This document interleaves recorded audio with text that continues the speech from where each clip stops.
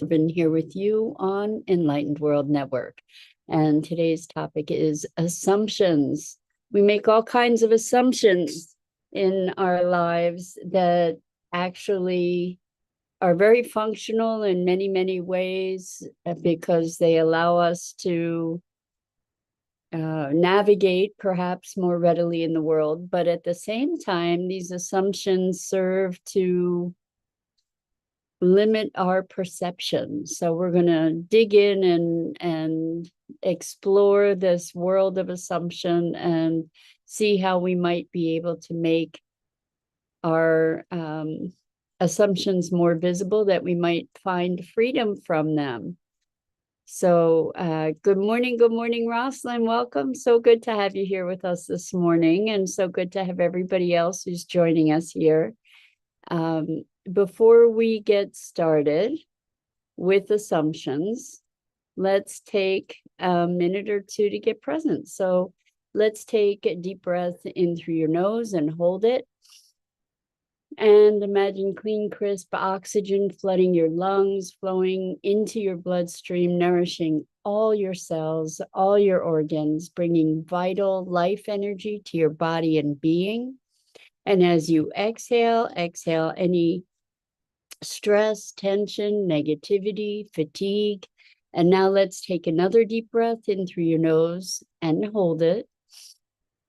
This time, imagine brilliant, bright light, lighting you up from the inside out, illuminating, electrifying, and energizing all your cells, your molecules, your electrons, creating a brilliant beam of light and energy from your heart out into the world. And as you exhale any remaining tension, stress, negativity, fatigue. And now let's press our palms together, vigorously rub your hands together to feel the friction, the temperature, the pressure, the motion, the tickling and tingling when you stop. And allow all those sensations to bring you present right here, right now, into this remarkable physical form that enables you to experience life. Welcome, welcome, welcome. And good morning, April. Wow, great to have you back with us. Welcome. Today we are talking about assumptions. And most particularly, we're talking about how to make the invisible visible. So there are invisible assumptions that we operate through and with that shape our experience and yet evade our awareness. And so what we're hoping to do is to be able to find ways to expose those assumptions. And this comes from a conversation yesterday. I'm doing some consulting work with an organization that is looking to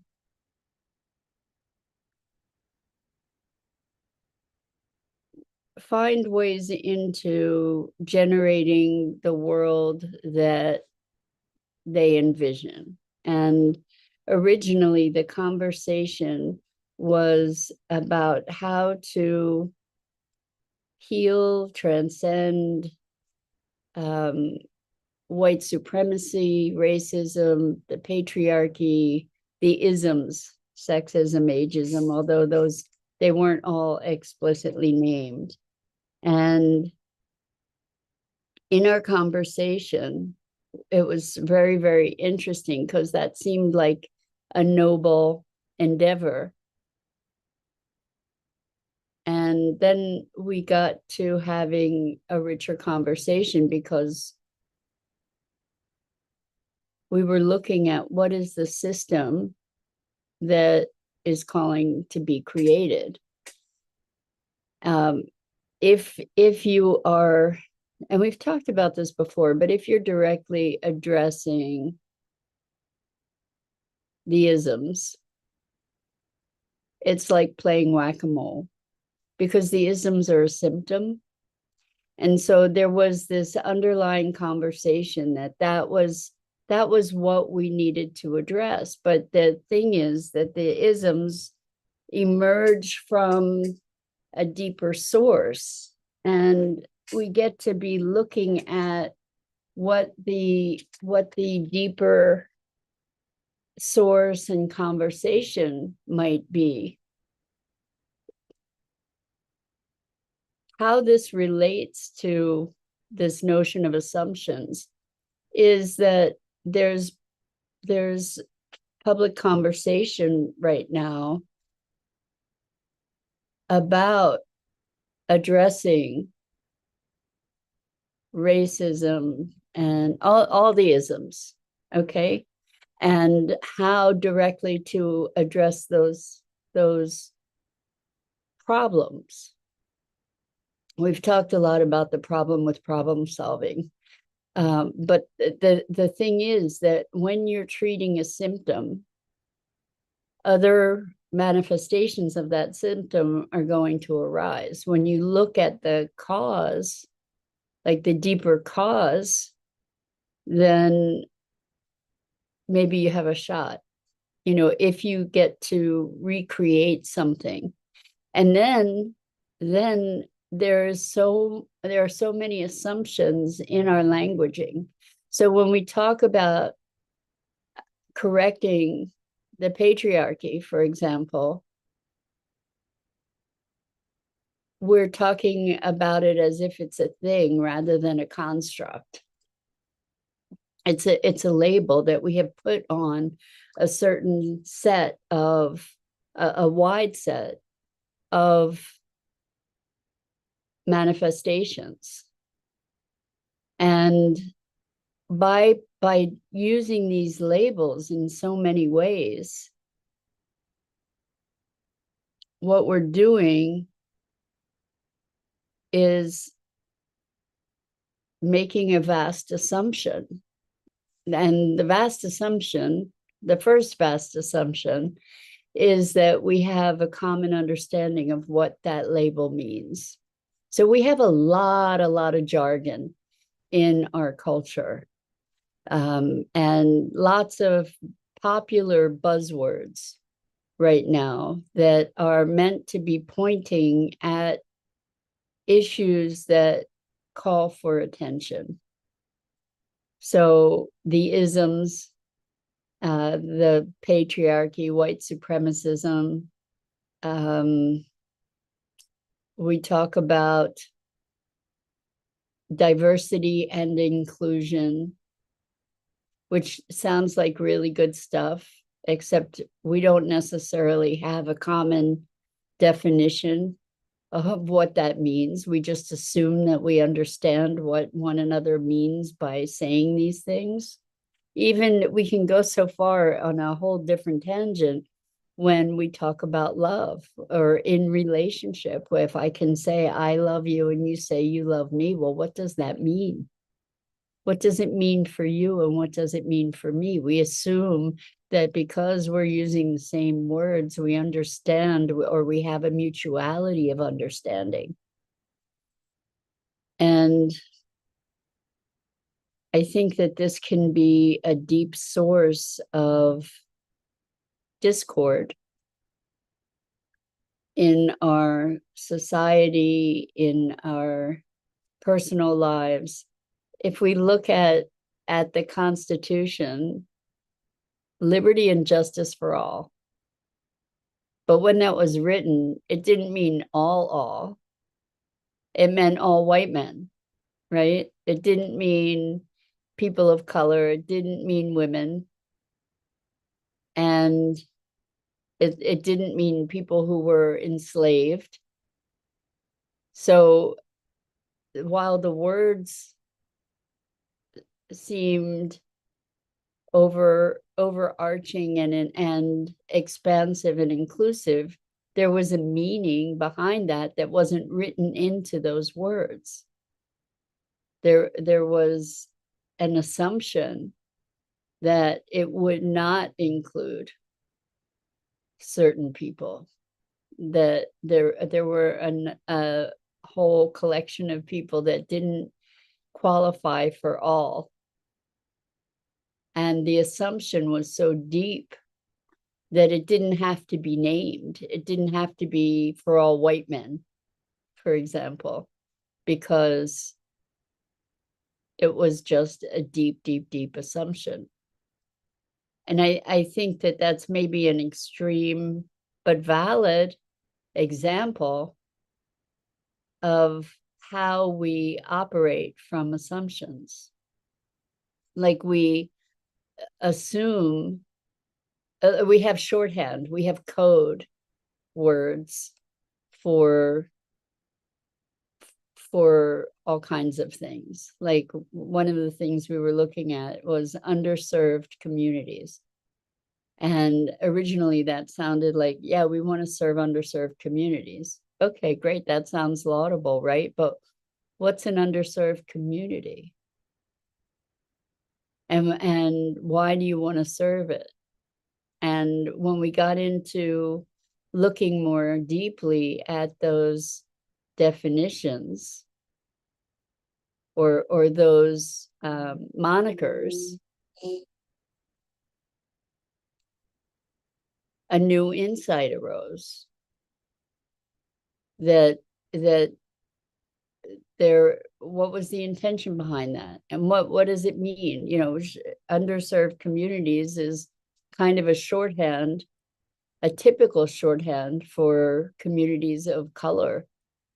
And there's an inherent, so here the desire was to be able to heal racism, yet there's an inherent racism in that kind of identification.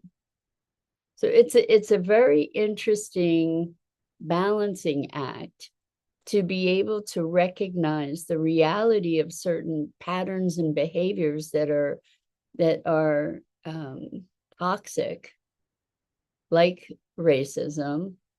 The thing is that when we talk about that, we have an understanding, or we think we have an understanding about what that means, how it impacts, who it impacts, etc. And it's beholden to us to dig more deeply into our understanding, our motivations, our assumptions, like the assumption of superiority, which generates, I need to help them because obviously I'm in a better place to be able to help them, versus to collaborate or to generate something together, to gain different perspectives, to collectively create something that's new and works in ways that we haven't seen. I hope that the nuance of this is getting communicated. It's difficult to talk about because these linguistic shorthands gain some reality of their own. They gain a presence of their own. What do you mean you don't want to combat racism? You know, like that becomes, well, wait a second, let's go back and talk about what is racism and what are we addressing. You know, we may be addressing a whole bunch of behaviors and structures that are founded in something else. And if we're looking at trying to do behavior modification, we may be effective to a certain degree, but if there is an underlying well that keeps bubbling up these kinds of behaviors, we're really just playing whack-a-mole. So how do we get at that foundation? How do we get at what that well is, the poisoned well? Maybe we get to recreate that. It was interesting too, because in this conversation, we were talking about mimicking nature. And again, assumptions arose. So for so long, people have been taught that nature is dog eat dog. It's the survival of the fittest, which from Darwin is a bastardization of what apparently he actually said, which had more to do with the fittest to survive or the most adaptable. That it's not, that nature isn't just based in competition, which is kind of what we've justified our human behavior around, the survival of the fittest. So that justifies bad behavior. That justifies toxic competition and beyond. But instead, and this is becoming a more widely understood perspective, that nature is largely, predominantly cooperative and integrated, where multiple systems are at play, supporting each other in this web of life that is deeply, deeply, deeply interwoven, interconnected, and interdependent. But it was interesting because the two different notions of nature showed up in this conversation. And again, we're talking about assumptions. We're assuming, oh, that's the truth. Nature, dog eat dog, rather than this collective and cooperative, collaborative relationship between all levels of systems. Which also reminds me, we talk about humans, and humans, we have had all kinds of notions about humans being greedy and self-serving, and yet there are studies that show, and we know this personally, but there are studies that show that people will often do things that are against their self-interest to help others. And that is part of our human expression, more so than just the greed and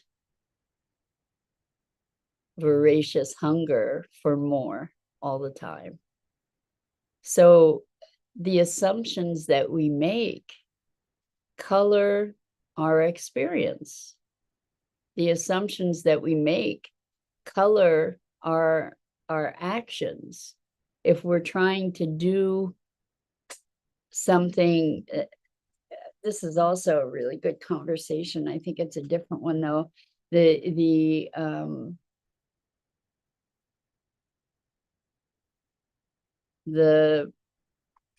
arrogance or the downside of doing good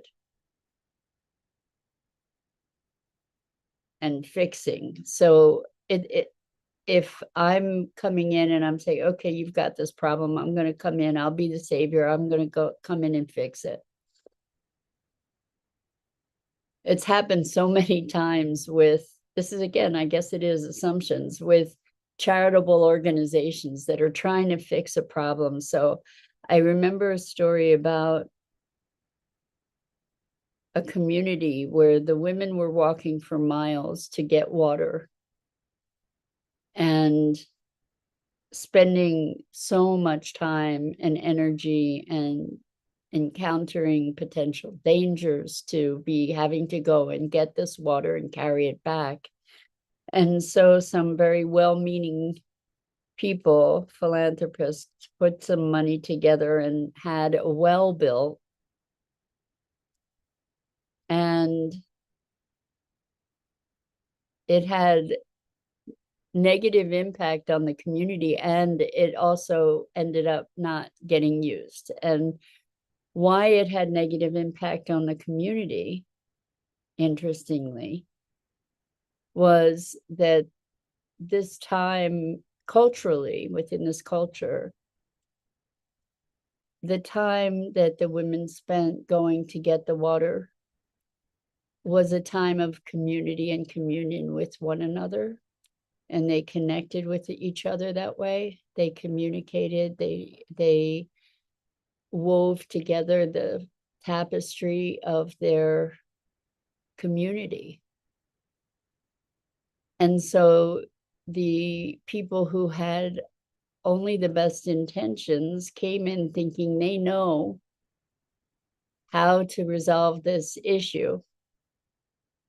And they imposed their assumptions that obviously if the water is local, then it's going to save people all this time and energy, and without seeing the bigger picture, without a deep collaboration with the people to look at what the deeper needs were beyond just water.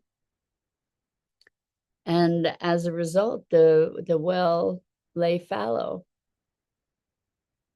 And so it's because assumptions were made. Assumptions like, I know better than you do. I know what you need more than you know what you need. And we see these assumptions at all levels.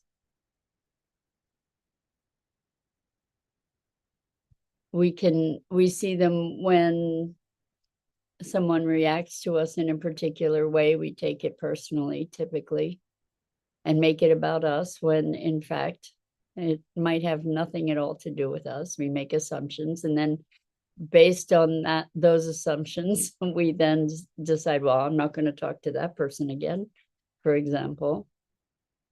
So these things exist on all different levels. If we can catch ourselves when we're making assumptions, if we can find a way to generate curiosity rather than these determinations. Curiosity is the antidote for judgment, because then I can say, well, what's going on there? What's happening? It's an entree into discovery, and it can help us live beyond our assumptions and our judgments and our interpretations, which sometimes, maybe many times, are not wholly accurate.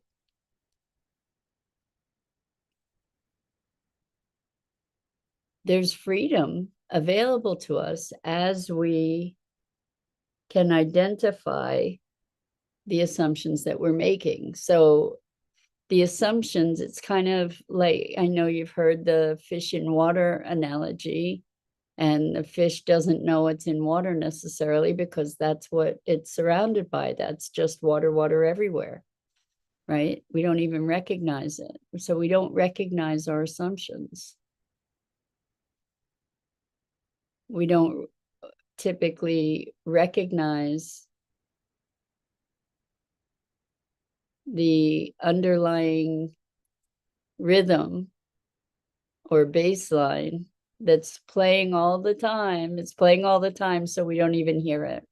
We don't even know it's there. And in order to come to a place where we can truly generate something new, we get to recognize those things that are providing that baseline. We get to start bringing them to conscious awareness in order that we can actually have access to choice, to freedom. So it's very interesting. I was talking to someone else who has had a career of being visible and being seen and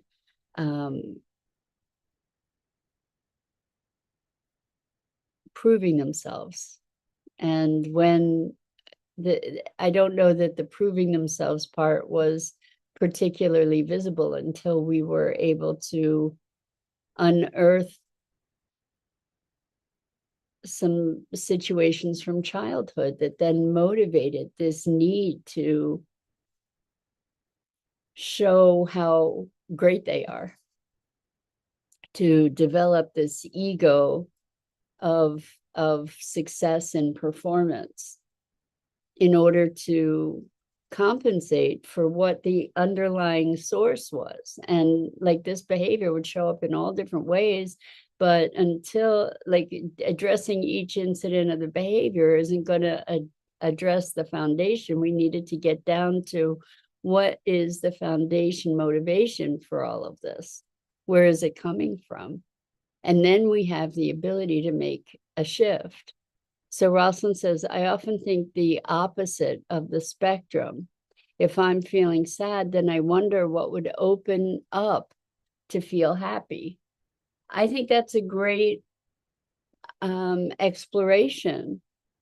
Is like, wow, okay, I'm feeling sad. However, before we do that, we might want to look at what is it that triggered the sadness so that we can get down to the core. Because if we just go from, I'm feeling sad, what would it take to feel happy? We're bypassing, in a way, we're missing an opportunity to look at what is the driving or the inciting incident. What is it that is the underlying baseline that generated that experience? And so we can use that opportunity. And then once we use that opportunity, we can move into what would it take to feel happy? When I just operate under the assumption, so here's an assumption, or I call it a working hypothesis. So Rosalind says, good point, being aware of the trigger. Thank you. So, oh, I lost my train of thought. Oh, well, what we want to be able to do. Oh, I work under the working hypothesis that if it's coming up to heal. There's an opportunity. And when we have these intense emotions, there's an opportunity for us to discover something more.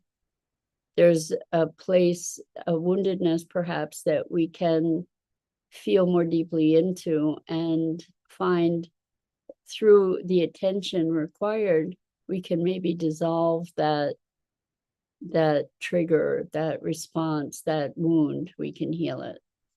So anyway, that's it for today. It's Friday, so I wish you a wonderful, wonderful weekend. And I'm Mira Rubin. This is the Core Connection, and I go live here each weekday morning at 9 a.m. Eastern on the Enlightened World Network Facebook page and YouTube channel. And there's all kinds of wonderful programming to check out throughout the weekend and every day at Enlightened World Network's Facebook page and YouTube channel and Enlightened World Living. So as always, I'm so grateful to you for the opportunity to have these conversations and explorations and discoveries together, growing together. And I just deeply, deeply appreciate you and who you are in the world. So until